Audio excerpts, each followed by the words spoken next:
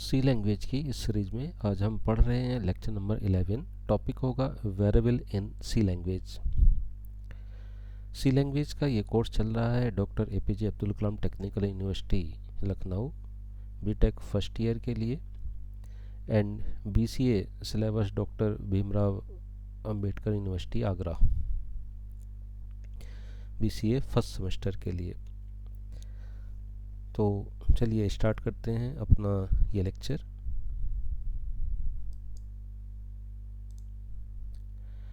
आज का टॉपिक है variables in C language. What is a variable? Variable क्या होते हैं? प्रोग्रामिंग लैंग्वेज में वेरिएबल का जो रोल है वो बहुत ज़्यादा इम्पोर्टेंट है। तो आइए समझते हैं कि वेरिएबल क्या होते हैं।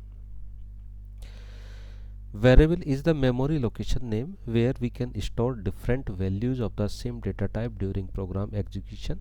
That means a variable is a name given to a memory location in which we can store different values of the same data type. इसका मतलब ये हुआ कि जो वेरिएबल होते हैं वो मेमोरी लोकेशंस के नेम होते हैं। उन मेमोरी लोकेशंस पर हम कुछ वैल्यूज़ को स्टोर करवाते हैं। फॉर एग्जांपल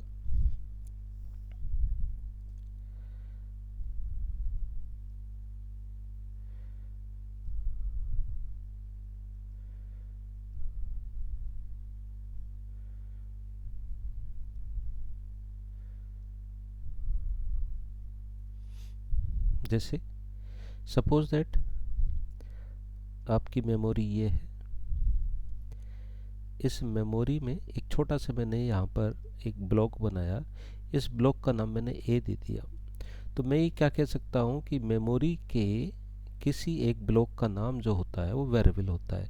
इस पर्टिकुलर ब्लॉक पर कुछ ना कुछ वैल्यू हम स्टोर करवाएंगे। कब करवाएंगे? जब हम अपना प्रोग्राम रन करेंगे, तब उस समय at the time of running, या फिर जब आप अपना प्रोग्राम लिख रहे होते हैं उस समय आप वेरिएबल को डिक्लेयर कर देते हैं और डिक्लेयर समय पर आप वेरिएबल की वैल्यू को बतलाते हैं। तो जब भी प्रोग्राम रन होगा तो रनिंग टाइम पर मेमोरी का कुछ पोर्शन कुछ वेरिएबल्स को मिल जाता है और उस पोर्शन पर या उस ब्लॉक पर हम वैल्यू को स्टोर करवाते हैं। तो डेफिनेशन भी वही है। Variable is the memory location name where we can store different values of the same data type during the program execution. बात आती है how to declare a variable. हम वेरिएबल को कैसे डिक्लेयर करें? तो वेरिएबल को डिक्लेयर करने के लिए एक छोटा सा सिंटेक्स बताया गया है। वो सिंटेक्स क्या है? तो देखिए वो सिंटेक्स है data type and then variable name. हम कैसे लिखेंगे? Data type and then variable name. ठीक है, वेरिएबल नेम।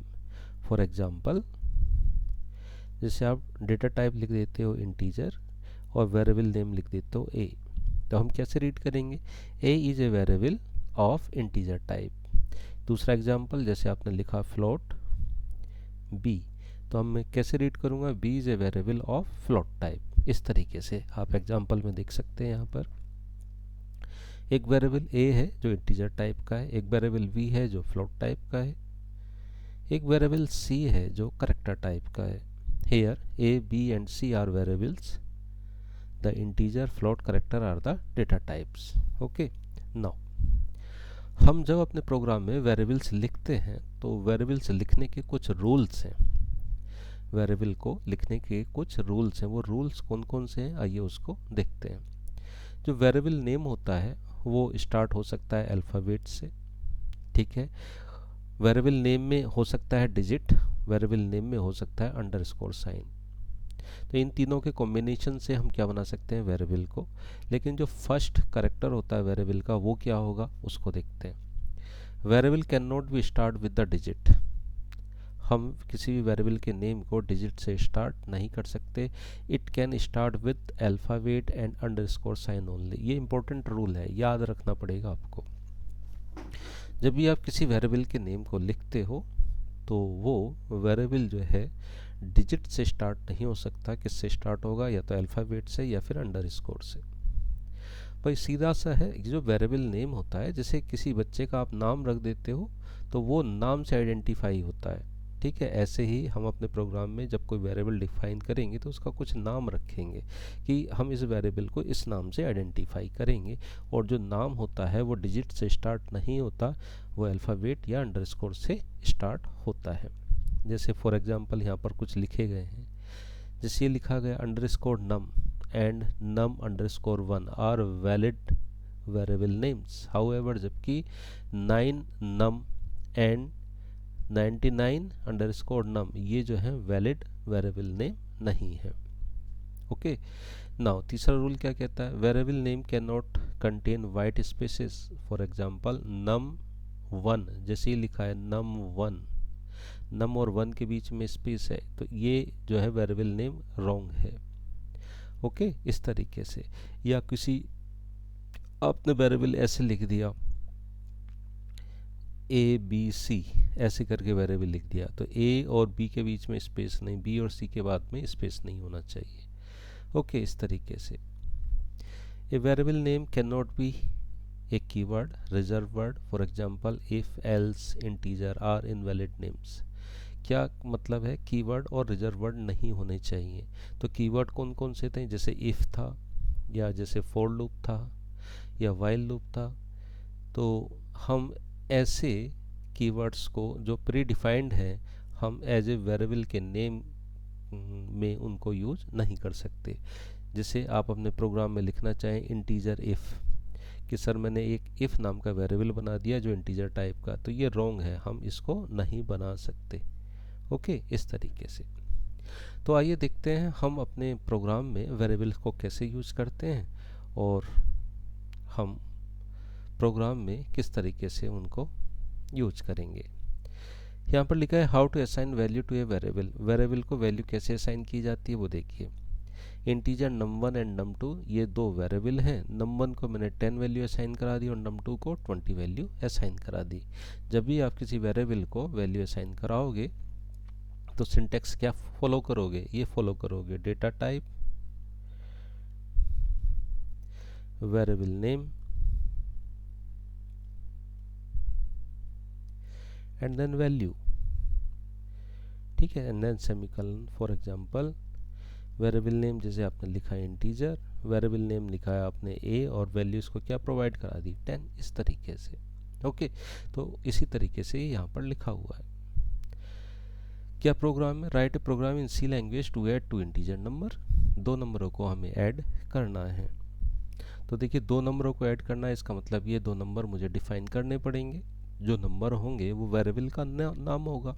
तो देखिए किस तरीके से प्रोग्राम लिखा गया है, hash include stdio.h conio.h void main, एक num1 डिफाइन कर दिया, एक num2 डिफाइन कर दिया, इन दोनों को जोड़ेंगे तो इन दोनों का सम आएगा, तो एक तीसरा वेरिएबल डिफाइन कर दिया सम। यहाँ पर तीन वेरिएबल हैं, पहला वेरिएबल क्या है num1, दूसरा वेरिएबल क्या है num2, तीसरा वेरिएबल क्या है सम। अब इस num1 को कुछ वैल्यू असाइन करानी है, तो मैंने कहा num1 की वैल्यू 10 है, ये लिखा है यहाँ पर। num2 की वैल्यू मैंने बता दी कितनी है 20 है, मैंने कहा सम निकालो।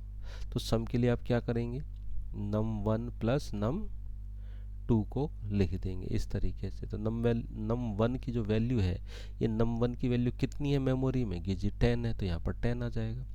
ऐसी num2 की वैल्यू कितनी है मेमोरी में 20 है, तो 20 आ जाएगा। दोनों ऐड होकर के ये 30 वैल्यू किसको असाइन हो जाएगी, सम को, और सम को हम बाद में यहाँ पर प्रिंट करा देंगे।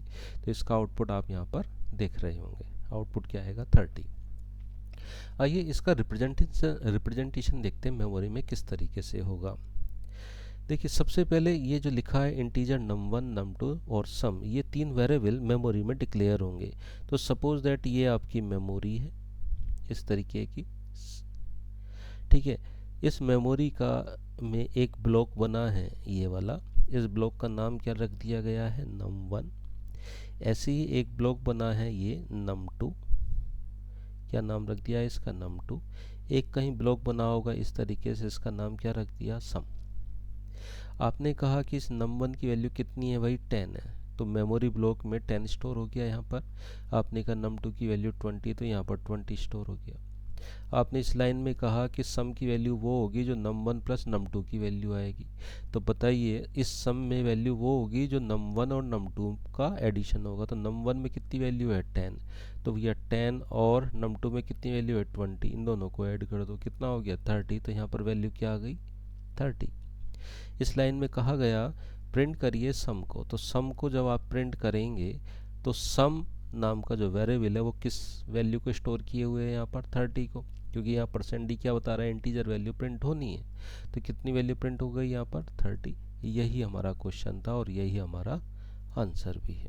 ओके, उम्मीद करते हैं कि ये वेरिएबल आपको समझ में आए होंगे। Thank you very much.